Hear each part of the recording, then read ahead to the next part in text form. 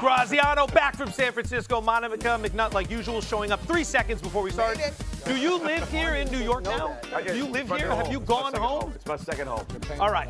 All right. He's always been a New York guy at heart. Ready to go to work? Yeah, for sure. Oh, wait. I almost forgot the big fella. Oh, there he is. Pretty in the face, slim in the waist. Kendrick Perkins here as well. Let's get to business in the association game of the night. The King, LeBron James and the Lakers hosting the Thunder. No Shai Gilgeous-Alexander, no Luka Doncic. Second quarter, Lakers up 6. Here we go the other way. LeBron might want to put a body out there. Business decisions everywhere. James with 8 points in the first half. Throw it down one time. Who says you can't be agile and mobile at 40-plus? Fourth quarter now. Thunder trailing by 1. Here's Isaiah Joe driving to the rack. He's going to miss the layup. IH, boom, converts. Thunder by 1. A few minutes later, same score. Thunder with the rock. Here's Jalen Williams cutting off the glass. Sweet kiss. Thunder up by 3. This one's getting away from the Lakers a little bit. Under 2 minutes now. The King taking over. Now watch Chet Holmgren here. Get the body in front. Or stay to the side. It's a long season. You ain't trying to get posted. Don't no, act like said that. Yeah. It's easy from my position. Exactly. It's very easy from my position. I have no problem handing out criticisms. Here's Jalen Williams getting inside. The fall away over Austin Reeves. Williams game-high 23 points. Thunder hold on to win by 9. Following the game, LeBron James asked about the differences between the Thunder and Lakers. Where are you seeing the gaps between like where they're at and the things they do well consistently versus like kind of the build that you guys are trying to put together? You want me to compare us to them? No, I want to know where you think though, that like sort of as this team is on, it's like That's a championship team right there. We're not. So I don't understand. What are the biggest things you think that are keeping this team as right now? We can't sustain energy and effort for 48 minutes, and they can. That's why they won a championship. All right, here with Monica, big Perk as well. Perk, we're going to start with you. Lakers' 3-game winning streak comes to an end last night after yet another ineffective defensive performance. Biggest concern, or I should say biggest takeaway from last night's loss? I agree with LeBron. Look, to be honest with you, the Lakers, they hadn't built out a championship caliber roster since 2020. And they told you everything that they needed to tell us when they made a trade and went and got Luke Kennard, that their focus wasn't there for us winning the championship. Because if it was, they would have went got high motor guys. They would have went got defenders. They would have tried to go get a big man that could actually anchor the middle and do what's needed to be done. But instead, they go and they rely on offense. Offense will win you games, but defense will win you championships. And when you listen to LeBron comments, he knows what it takes and he knows what it looks like, and the Lakers don't have a championship roster. No Luka, clearly not an excuse because no SGA on the other side. Your biggest takeaway from last night? It's the Lakers, so we'll continue to discuss them. But, like, this is not a contender. And granted, you look at the standings right now, and they're sitting at 5th. You're like, okay, maybe. Like, are they right where they need to be? Will they make a push? I think when it comes down to it, as you look at the Western Conference, Joe and Perk, size, depth, defensive competition, or constitution competition, whichever word you want to use, like, it's just not there in terms of being able to come out of the Western Conference. Now, moving forward, if you can get past this season, I'm not mad at having Luka Doncic as a centerpiece at all, right? I think he will be an attractive guy to play with in this league. It is still the legacy of the Lakers organization, the city of Los Angeles. But right now, like, this team is a first-round bounce out in the playoff teams as far as I'm concerned. Perk, jump back in here. This is the big question that you got to ask yourself. Can you build the championship roster around Luka Doncic and Austin Reeves? That's fair. That's the question. And my answer is no. Look, I love Austin Reeves. I think he has, one of the when it comes to one of the best young rising stars in the league, I think he has taken that leap.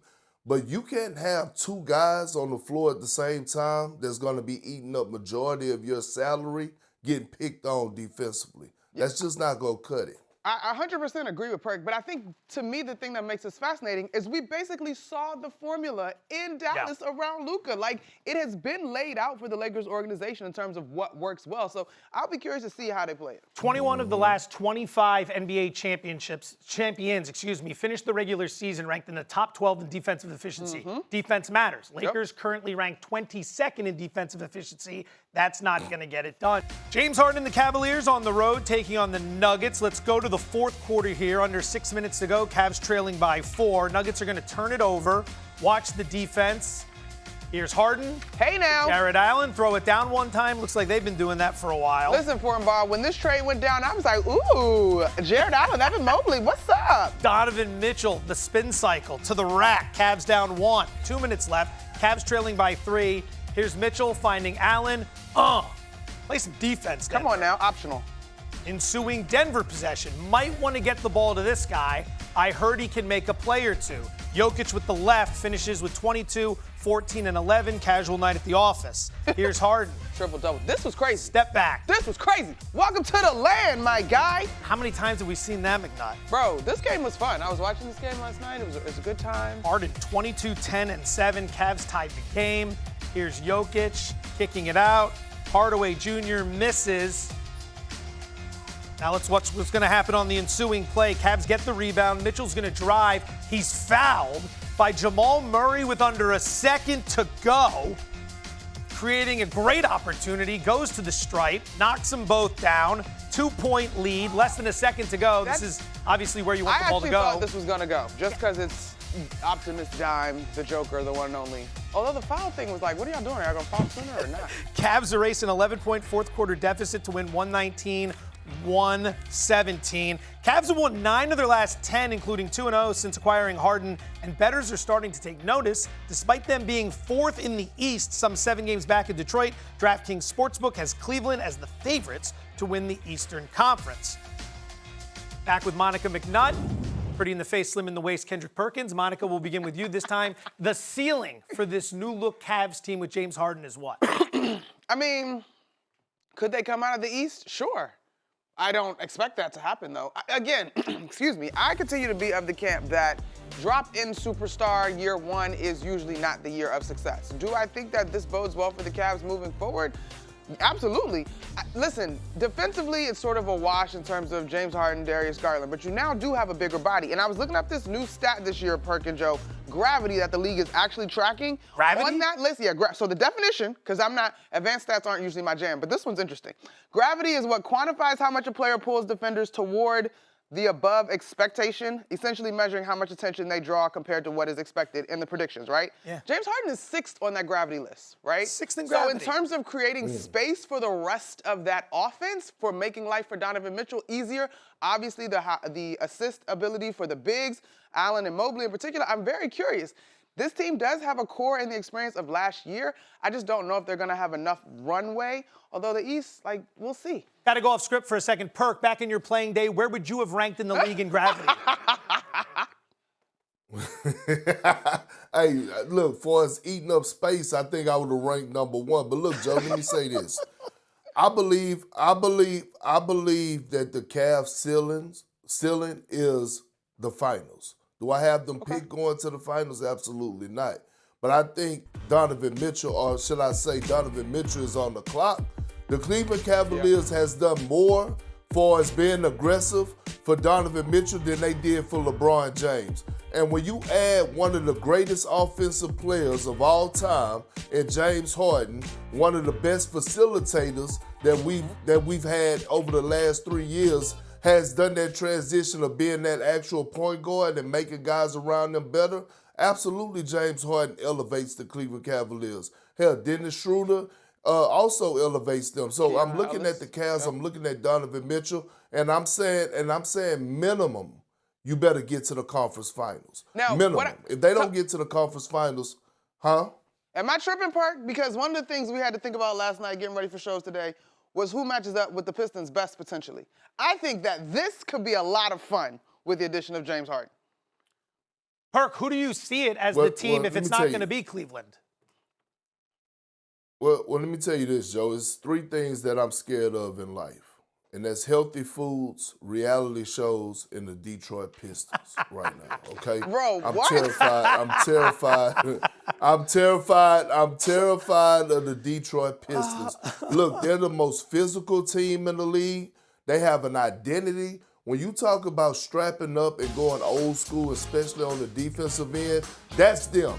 And they have a leader in a rising young superstar that could close and be the best player in any series against any player in Cade Cunningham. I love what I'm seeing out of the young man Jenkins, what he provide coming in. Tobias Harris, he could have those special moments and be reliable offensively. And they have those two bruisers down low in Jalen Duren and Isaiah Stewart. This team is complete. They're physical and they're scary. I got them coming out of the Eastern Conference. All right, speaking of the Pistons, I want you two to hang tight right here because they got into an all-out brawl night against the scorching hot Charlotte Hornets. Third quarter, Jalen Duren driving to the basket, fouled by Moussa Diabate, and then watch what ensues. McNutt, take me through this a little bit here. Well, you can't mush a guy in the face like a little kid and then expect him not to have something to say about it. Now, I will say, listen, I'm not going to tell anybody how to handle their emotions, but I was really enjoying this basketball game. The Hornets, 9-game win streak. I know you in on them as a playoff team. Obviously, Pistons sitting at the top of the standings. So this knocked the wind out of the game for a little bit, but I got to give the Hornets a ton of credit for pushing back and making it a tight game in the fourth. I got to give Bridges credit. You see, Isaiah Stewart comes off the bench. Those two are going at each other. Bridges throws a blow and then tries to shoot for the single. For all the wrestling fans out there, a great move. Perk, your thoughts on what was going on? Isaiah Stewart coming off the bench is going to be a big problem. It is going to be a big problem, but guess what? I don't mind this. I actually like people getting ready to get their feet hot a little bit. I think our league has been too friendly over the last 3 to 4 years. I don't mind guys ruffling the feathers. And look, I respect the Hornets because the Hornets are telling the world that we're here. We're not backing down from anybody. And I respect Miles Bridges for holding his damn ground. I actually like this activity. I don't condone in the fighting part of it, but far as guys not liking each other and wanting to compete and it's getting taken to this level, I'm okay with this. This old school. All I know is Jalen Duren standing there the whole time, not swinging until he got back to the center court. I was like, uh-oh, that don't seem like the one you want. In summation, 3 big fears: healthy food, reality TV, the Detroit Pistons. There we go. Job well done by everybody involved here.